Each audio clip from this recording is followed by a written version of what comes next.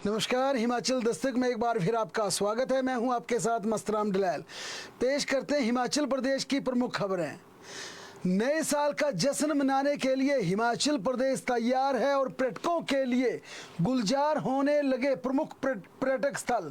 कल 31 दिसंबर को new year ewe के लिए शिमला, मनाली, धर्मशाला, डलहौजी सहित हिमाचल प्रदेश के सभी प्रमुख शहरों में जश्न मनाया जाएगा और इसकी तैयारियां जोर शोर से शुरू भी हो चुकी हैं। इसी बीच ट्रैफिक की समस्या से निजात दिलाने के लिए पुलिस डिपार्टमेंट ने कमर कस ली है। राज्य सरकार ने एक बार फिर हिमाचल प्रदेश पुलिस को यह आदेश पारित किए हैं कि राज्य में नए साल के जश्न मनाने के लिए आने वाले किसी भी सैलानी को झूलने पर उसे झूमने नहीं देना है। उसे अगर कोई पर्यटक झूम रहा होगा उसे सीधे उसके होटल तक पहुंचाना होगा, ना कि किसी को हवालात ले जाना होगा। सरकार ने फिर दोहराया कि अगर जरूरी हुआ तभी किसी पर्यटक के खिलाफ कड़ी कार्रवाई की जाए। अगर कोई क्राइम करता है, कोई क्रिमिनल अटेंशन में पाया जाता है, लेकिन कोई अगर नए साल का जश्न मनाने आ रहा, परिवार के साथ अपनी खुशियों की यादें लेने आ रहा है,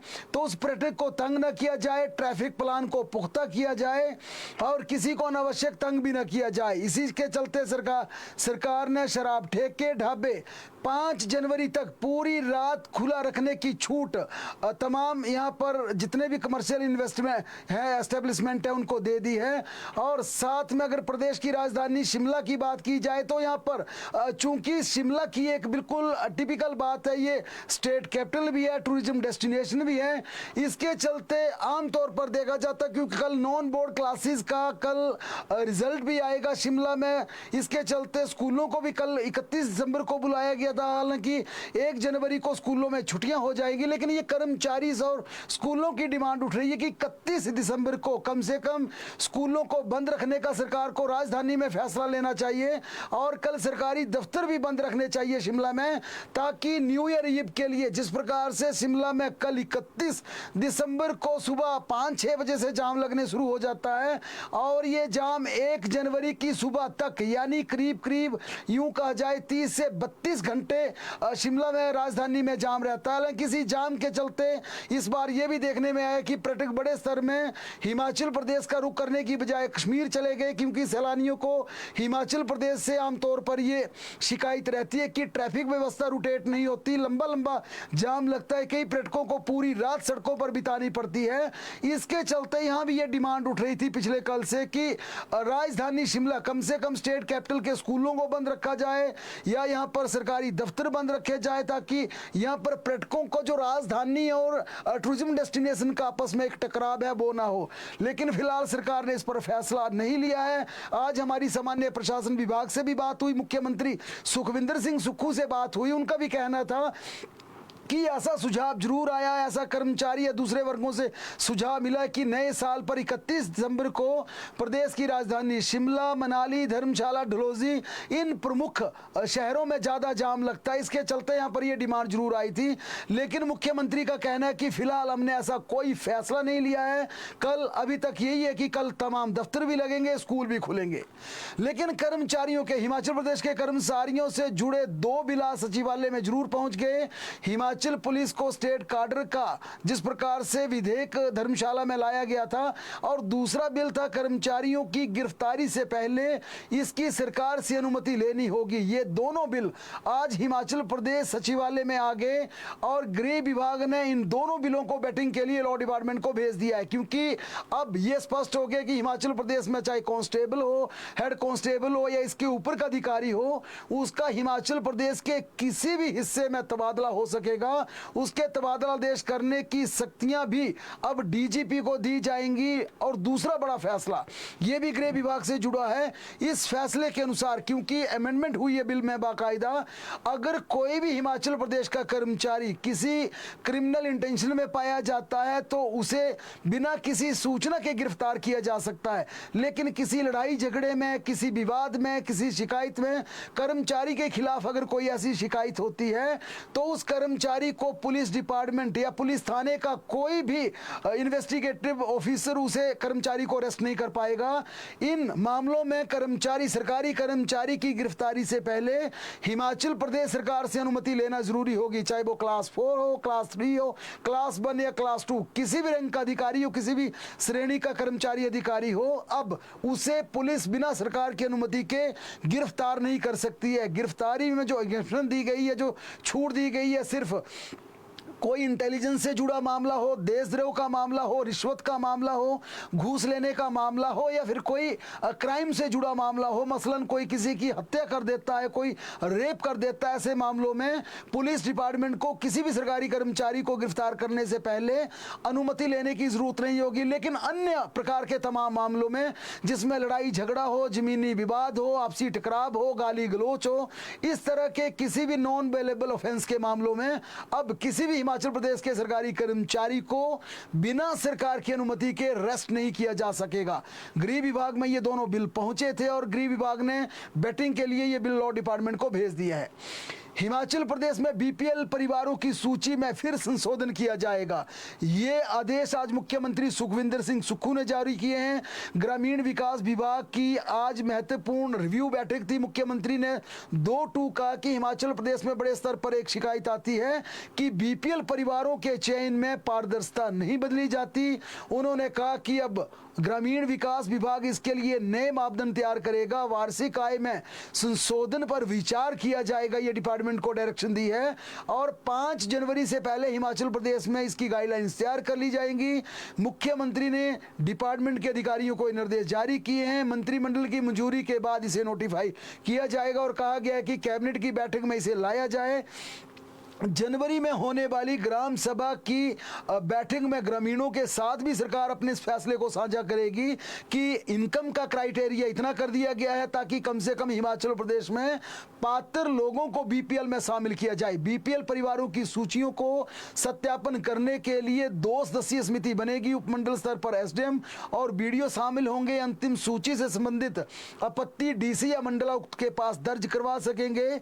महिला स्वयं सहायता समूहों को लेकर भी वेबसाइट बनेगी। होम डिलीवरी और उत्पादों को इसमें प्रदर्शित किया जाएगा। आज ही आरडी डिपार्टमेंट के रिव्यू बैठक में महत्वपूर्ण डायरेक्शन और महत्वपूर्ण फैसला यह हुआ जिसमें मुख्यमंत्री ने बीपीएल सूची में संशोधन करने के बड़े आदेश उन्होंने जारी किए। हिमाचल प्रदेश सरकार ने वनों के कटान पर बैन लगा दिया था, लेकिन अब भी सरकार को सूचना है कि कटर के माध्यम से चोरी छिपे हिमाचल प्रदेश के वनों में कटान हो रहा है। इसके चलते राज्य सरकार और सख्त हो गई है। वनों को कटने से रोकने के लिए सरकार ने नया आदेश लागू किया है। वही सरकार ने कहा है कि चेन वुड कटर, जिसमें बाकायदा लकड़ी को काटने का उपकरण प्रयोग किया जाता है, उसकी खरीदारी प्रतिबंधित कर दी है। जिन लोगों ने घरों में रखा उसे भी बैन कर दिया है। सरकार ने कहा है कि जिनके पास वुडन कटर हैं वह बाकायदा डीएफओ से परमिशन लें, उसका हम बाकायदा लाइसेंस जारी करेंगे। प्रदेश सरकार ने वन में पेड़ों के कटान को रोकने के लिए अब ये लाइसेंस की शर्त मैंडेटरी कर दी है। वन विभाग का दावा है कि इस व्यवस्था के लागू होने से वन कटान पर पूरी तरह से रोक लग जाएगी, बड़े स्तर पर मदद मिलेगी। वहीं चेन वुड कटर के हॉर्स पावर के आधार पर लाइसेंस जारी किए जाएंगे, जिसके बाद बिना लाइसेंस चेन वुड कटर को इस्तेमाल करने पर कटर जब्त किया जाएगा और इसे प्रयोग करने वाले लोगों के खिलाफ बड़े स्तर पर जुर्माने का प्रावधान भी किया जा रहा है। सरकार ने स्पष्ट कर दिया कि अगर आपको चेन वुड कटर रखना है तो आप बाकायदा लाइसेंस लीजिए, आपको इसका लाइसेंस प्रदान किया जाएगा, लेकिन बिना लाइसेंस के चेन कटर को जब्त भी कर लिया जाएगा और आपके खिलाफ मामला भी दर्ज कर लिया जाएगा। हिमाचल प्रदेश में अगले शैक्षणिक सत्र में 2 बड़े फैसलों को हिमाचल प्रदेश में लागू करने पर शिक्षा विभाग पूरी तरह से तैयारियों पर जुट गया है। हाई तथा senior secondary school D notify किए जाएंगे, जिसमें कम छात्रों की संख्या होगी और ये स्पष्ट कर दिया है कि 25 से कम संख्या वाले सीनियर सेकेंडरी स्कूलों को डी नोटिफाई कर दिया जाएगा, जिनकी संख्या 25 से कम होगी। और ये संख्या अगर 20 तक आई तो इन स्कूलों को सीनियर सेकेंडरी स्कूलों से हाई स्कूल बना दिया जाएगा। अगर 20 से भी कम हुई तो इन स्कूलों को, 15 से कम हुई तो मिडिल स्कूल बना दिया जाएगा, इससे भी कम हुई तो इन स्कूलों को बंद कर दिया जाएगा। इसकी तैयारियों में शिक्षा विभाग पूरी तरह से जुट गया है ताकि नए शैक्षणिक सत्र में इन स्कूलों को डीनोटिफाई करने के बाद कोई दाखिलों को लेकर कोई पेंच ना पड़े, कोई दिक्कत ना आए। क्योंकि जब सरकार ने 20-70 के बीच पहले स्कूल डीनोटिफाई किए थे तो छात्रों को, अभिभावकों को, अध्यापकों को यह मलाल था कि जिन स्कूलों को डीनोटिफाई किया गया, बंद किया गया, उन स्कूलों के बच्चों को कहां शिफ्ट किया जाए। इसके चलते अब सरकार ने एजुकेशन डिपार्टमेंट को डायरेक्शन दी है कि आपके पास जनवरी, फरवरी, ये 2 मंथ का वैक्यूम है। इस 2 महीनों में आप स्कूलों को डीनोटिफाई कर लीजिए, इसकी नोटिफिकेशन जारी कर दीजिए ताकि कम से कम नए शैक्षणिक सत्र में जब दाखिले हो तो कम से कम छात्रों को हरासमेंट का सामना न करना पड़े, अभिभावकों को परेशान न होना पड़े। 25 तक के संख्या वाले सीनियर सेकेंडरी स्कूल बने रहेंगे, कम संख्या वालों को डीनोटिफाई कर दिया जाएगा और इनकी संख्या अगर 20 तक हुई तो इन्हें हाई स्कूल बना दिया जाएगा। 20 से भी कम हुई यानी 15 तक हुई तो मिडिल स्कूल बना दिया जाएगा और मिडिल से भी कम हुई तो जिस प्रकार से पहले सरकार ने प्राइमरी बना दिए थे, प्राइमरी बना दिया जाएगा। 5 से भी कम हुई तो उसे बंद कर दिया जाएगा। ये सरकार ने बड़े स्तर पर फैसला ले लिया। इसके अलावा हिमाचल प्रदेश में अध्यापकों के तबादलों को लेकर भी पॉलिसी का खाका तैयार कर लिया जाएगा, क्योंकि अब जो सरकार ये विचार कर रही है कि 1 अप्रैल जो हिमाचल प्रदेश में नया शैक्षणिक सत्र शुरू हो जाएगा, उसके बाद हिमाचल प्रदेश में फिर टीचर्स के तबादले नहीं किए जाएंगे, यानी कि अब जो पीरियड है उसमें एंटरटेन किए जाएंगे। फिलहाल हिमाचल प्रदेश में परीक्षाओं का दौर चल रहा है, रिजल्ट बनेंगे और ये प्रक्रिया पूरे प्रदेश में बात की जाए तो नए शैक्षणिक सत्र तक तबादलों को लेकर सरकार पूरी अपनी पॉलिसी भी बनाएगी, किस प्रकार टीचर्स को ट्रांसफर करना है। ये प्रक्रिया अब हिमाचल प्रदेश में 31 मार्च से पहले पूरी कर ली जाएगी ताकि नए शैक्षणिक सत्र में पढ़ाई प्रभावित ना हो। विंटर स्कूलों में 15 फरवरी के बाद दाखिले होंगे, समर में 1 अप्रैल के बाद दाखिले किए जाएंगे, यानी इन एडमिशंस के बाद 1 अप्रैल के बाद फिर हिमाचल प्रदेश में अध्यापकों के तबादलों को पूरी तरह से प्रतिबंधित कर दिया जाएगा 2 महीने का। और ये मुख्यमंत्री ने पहले भी आदेश जारी किए थे कि जब 2 महीने का हमें बीच में वक्त मिलेगा हम टीचर्स के ट्रांसफर भी करेंगे, प्रमोशंस भी करेंगे, ताकि 20-70 में जब अध्यापकों की पदोन्नति होती है तो पदोन्नति के बाद उन्हें पोस्टिंग देनी पड़ती है, उनकी प्लेसमेंट करनी पड़ती है। इसके चलते डिस्टर्बेंस होती है कि स्कूलों में कई सब्जेक्ट के टीचर, प्रोफेसर, लेक्चरर बदल जाते हैं और पढ़ाई प्रभावित होती है। इसके चलते शिक्षा विभाग को ये आदेश जारी किए हैं, निदेशालयों को कहा गया है कि टीचर हिमाचल प्रदेश में अपना काम कर रहे हैं, बच्चों की परीक्षाएं ले रहे हैं, वैल्यूएशन सेंटर में उनकी ड्यूटी है, लेकिन पदोन्नति और तबादलों को लेकर आप एक्सरसाइज कर लीजिए ताकि नए शैक्षणिक सत्र शुरू होने से इस प्रक्रिया को अंजाम दिया जा सके और अप्रैल महीने से लेकर दिसंबर तक फिर हिमाचल प्रदेश में अध्यापकों के तबादले ना किए जा सकें। कल विंटर स्कूलों में नॉन बोर्ड कक्षाओं का रिजल्ट घोषित होगा, उसके बाद 1 जनवरी से 11 फरवरी तक 42 दिन का अवकाश स्कूलों में हो जाएगा। विंटर स्कूलों में छात्रों का रिजल्ट अभिभावकों के सामने घोषित होगा, अभिभावकों के पास बच्चों का रिपोर्ट कार्ड सौंपा जाएगा। इसके अलावा शिक्षक अभिभावकों को उनके बच्चों की कमजोरी व खूबियों के बारे में बताएंगे, घर पर छात्रों के लर्न कैसे करवाया जाएगा इसके बारे में भी जागरूक किया जाएगा। इसके अलावा स्कूल प्रबंधन अभिभावकों से शिक्षा की गुणवत्ता पर सुझाव देंगे। शिक्षा संवाद कार्यक्रम सभी विंटर स्कूलों में करवाने के आदेश हैं। वहीं समर वेकेशन स्कूलों में 11 से 16 जनवरी तक सर्दियों की छुट्टियां शुरू हो जाएंगी। स्कूल लेक्चरर कैडर के पदोन्नत प्रिंसिपल्स का आज एक प्रतिनिधि मंडल मुख्यमंत्री सुखविंदर सिंह सुक्खू और शिक्षा मंत्री रोहित ठाकुर से मिला और डिप्टी डायरेक्टर के खाली पड़े पदों को जल्द भरने की मांग रखी गई। शिक्षा विभाग में 2 साल से डिप्टी डायरेक्टर प्रमोट नहीं किए गए। उन्होंने कहा कि हाई कोर्ट का फैसला आए हुए अभी 6 महीने बीत चुके हैं मगर अभी तक उन्हें प्रमोशन नहीं दिया जा रहा। उन्होंने जल्द पदोन्नति देकर डिप्टी डायरेक्टर के खाली पद भरने का आग्रह किया। साथ ही उन्होंने जिला में जूनियर प्राचार्य को भी वरिष्ठता की अनदेखी कर डिप्टी डायरेक्टर का अतिरिक्त कार्यभार देने पर आपत्ति जताई। दरअसल शिक्षा सचिव ने भी बीते दिनों एक आदेश जारी किए थे जिसमें कहा गया था कि जब तक प्रमोशन नहीं होता तब तक सीनियर प्रिंसिपल्स को ऑफिशियल डिप्टी डायरेक्टर लगाया जाए, मगर इन आदेशों को भी अनुपालना नहीं की गई जिससे वरिष्ठ प्रिंसिपल काफी नाराज थे। इस नाराजगी को आज जाहिर भी किया गया कि उन्होंने आपत्ति जाहिर की कि किस प्रकार से जूनियर अपने सीनियर की एसीआर लिखेंगे। शिक्षा मंत्री रोहित ठाकुर ने बताया कि पूर्व में कोर्ट केस की वजह से प्रमोशन का मामला लटका हुआ था, मगर आज या कल में जल्द इन्हें प्रमोशन जारी कर दी जाएगी। शिक्षा मंत्री ने यह भी कहा कि हिमाचल प्रदेश में टीजीटी कॉमर्स और मैथ्स की नियुक्ति की फाइल मुख्यमंत्री कार्यालय को भेज दी है। उन्होंने कहा कि सीएम ऑफिस से अप्रूवल आने के बाद, क्योंकि अब इन तमाम टीजीटी जिन्हें नई फ्रेश अपॉइंटमेंट देनी है, इनकी पोस्टिंग के प्लेसमेंट की आखिरी अप्रूवल मुख्यमंत्री से लेनी है। मुख्यमंत्री कार्यालय में इसकी फाइल भेज दी गई और इसकी अप्रूवल आने के बाद निदेशालय नियुक्ति पत्र इन्हें जारी कर देगा, कॉमर्स और मैथ्स दोनों कैटेगरी के टीजीटी को।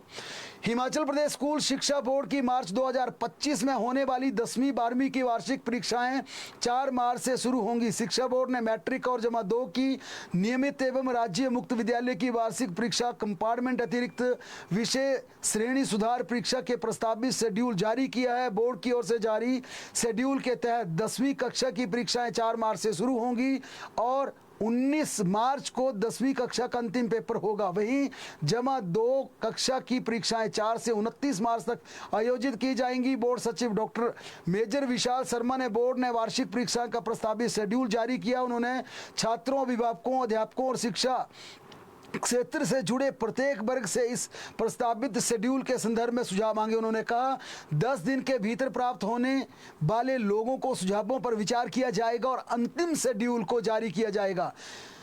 हिमाचल प्रदेश की राजधानी के शिमला ईडी के कार्यालय में जिस प्रकार से रेड हुई, उस रेड के बाद शिकायतकर्ता आज मीडिया के सामने आए। शिकायतकर्ताओं ने ईडी अधिकारियों पर भ्रष्टाचार के गंभीर आरोप लगाए। शिमला में प्रेस कॉन्फ्रेंस बुलाकर रजनीश गुलेरिया, डीजे सिंह, संजीव प्रभाकर समेत अन्य तमाम इन शिक्षाविदों ने कहा कि ईडी अधिकारी अरेस्ट न करने की एवज में उनसे 25 करोड़ की घूस मांग रहे थे। ये घूस हिमाचल के बहुचर्चित स्कॉलरशिप केस को दबाने की एवज में मांग रहे थे। हालांकि ये आरोप हैं, इन आरोपों में कितनी सच्चाई ये कहना मुश्किल है, लेकिन जरूर इन तमाम लोगों ने ये आरोप लगाए हैं, क्योंकि एक दूसरा पक्ष ये भी है कि बच्चों की स्कॉलरशिप डकारने के मामले की ये जांच चल रही है। इसमें आरोपी बनाए गए थे। आज हालांकि खुलकर मीडिया के सामने आए। इन्होंने कहा कि इस मामले को दबाने के लिए ईडी के अधिकारी 25 करोड़ की घूस मांग रहे थे। उन्होंने कहा कि ईडी के शिमला कार्यालय में तैनात सहायक निदेशक विशाल दीप ने सभी शिक्षण संस्थानों के मालिकों से 25 करोड़ की डिमांड रखी थी। जब उन्होंने इसे देने से असमर्थता जताई तो उसने सभी को अलग अलग बुलाकर टॉर्चर करने शुरू कर दिया और सभी से 1-1 करोड़ की मांग रखी।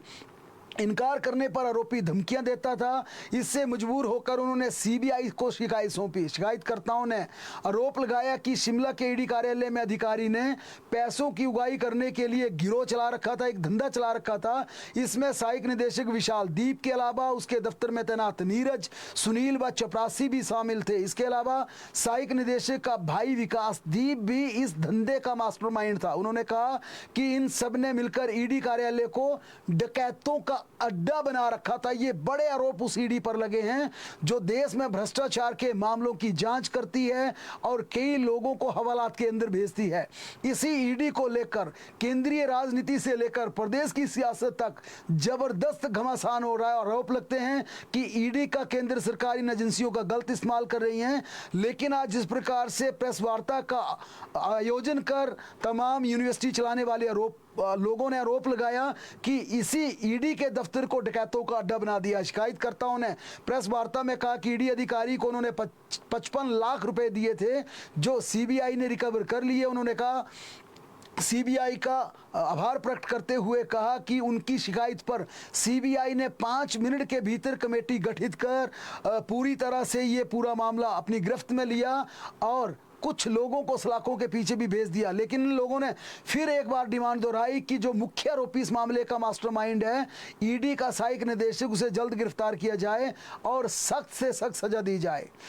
देश के विभिन्न राज्यों में बिजली महकमों को निजी हाथों में देने के विरोध में कल हिमाचल प्रदेश बिजली बोर्ड के कर्मचारी प्रदर्शन करेंगे। हिमाचल के बिजली कर्मचारी और अभियंता भी बिजली क्षेत्र में निजीकरण के खिलाफ 31 दिसंबर को पूरे प्रदेश में विद्युत कार्यालय के बाहर अवकाश के दौरान 1 घंटे का धरना प्रदर्शन करेंगे। Himachal Pradesh state electricity board employees and engineer joint front का कहना है कि समूचे देश के बिजली कर्मचारी बड़े कठिन दौर से गुजरे हैं। पड़ोसी केंद्र शासित प्रदेश चंडीगढ़ के बिजली विभाग ने वर्ष 2021 में केंद्र सरकार द्वारा इमिनेट कंपनी को मात्र 871 करोड़ रुपए में बेच दिया। चंडीगढ़ के बिजली कर्मचारियों द्वारा किए गए लगातार संघर्ष व न्यायिक लड़ाई के चलते चंडीगढ़ प्रशासन बिजली महकमे को अभी तक कंपनी के सुपुर्द नहीं किया गया। वहीं राजस्थान व उत्तर प्रदेश में बिजली कंपनियों की निजी हाथों में देने के लिए पूरी तैयारियां चल रही हैं। कुछ जगह तो निजी हाथों में देने के बारे में टेंडर भी कर दिया गया है। चंडीगढ़ में न्यायालय से मामला कंपनी के पक्ष में होने के बाद वहां का बिजली विभाग में कार्यरत लगभग 1100 नियमित व आउटसोर्स कर्मचारी आर पार की लड़ाई लड़ रहे हैं, क्योंकि इन कर्मचारियों की सेवाएं भी निजी कंपनी के अधीन कर दी गई हैं। चंडीगढ़ बिजली महकमे की 26,000 करोड़ की संपत्तियों को मात्र 871 करोड़ रुपए में निजी कंपनी को बेचने का भी यहां पर कर्मचारियों ने आरोप लगाया। चंडीगढ़ के निजी हाथों में जाने से पड़ोसी राज्यों पर भी इसका असर पड़ेगा और हिमाचल प्रदेश का औद्योगिक क्षेत्र इन कॉरपोरेट के निशाने पर रहेगा, ये बड़े स्तर पर आरोप लगाए हैं। और इसी के विरोध में कल धरना प्रदर्शन 1 घंटे का अवकाश के समय किया जाएगा।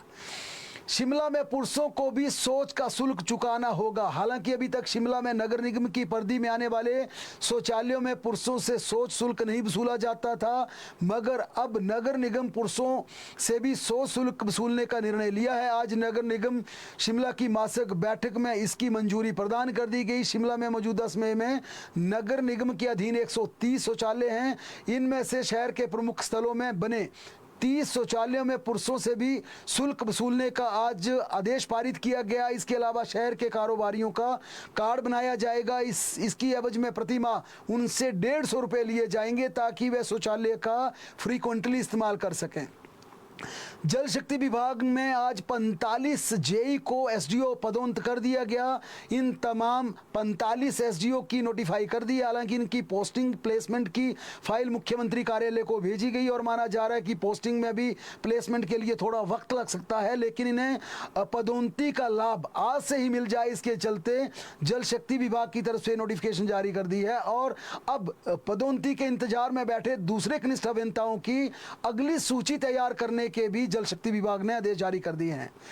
प्रदेश सरकार ने अपनी 10 गारंटियों में से गोबर खरीद की गारंटी को पूरा करते हुए 10 जिलों में गोबर की खरीद शुरू कर दी है। 11 दिसंबर को सरकार के 2 साल पूरा होने पर गोबर खरीद को हरी झंडी दिखाई गई थी। सरकार ने अभी तक 196 से 378 क्विंटल खाद खरीदी है।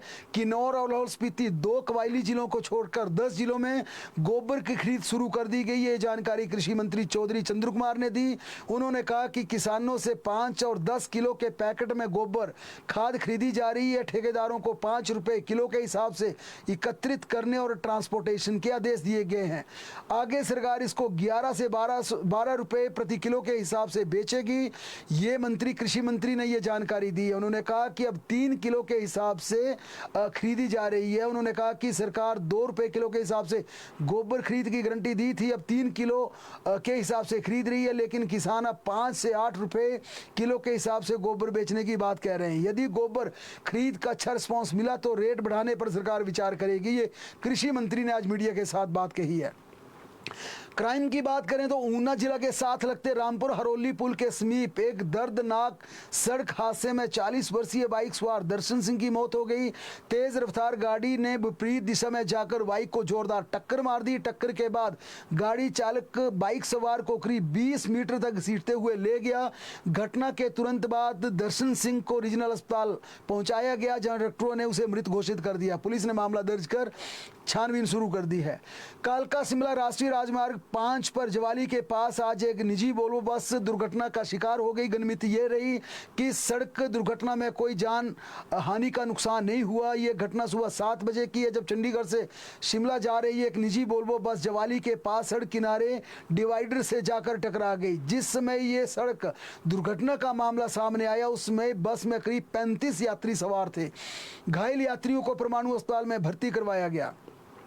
बिलासपुर जिला में निवेश के नाम पर एक और फर्जीवाड़ा सामने आया। छात्रों ने बरठी में एक कंपनी का कार्यालय खोलकर निवेशकों का पैसा दुगना करने और महंगे उपहार देने का लालच दिया। जब लोगों ने करोड़ों रुपए का निवेश कर दिया तो कंपनी कार्यालय बंद करके फरार हो गई। कंपनी में निवेश करने वाले लोगों ने मामले को लेकर झंडूता अदालत में शिकायत दर्ज करवाई है। अदालत के आदेश पर तलाई थाना में मामला दर्ज कर लिया है।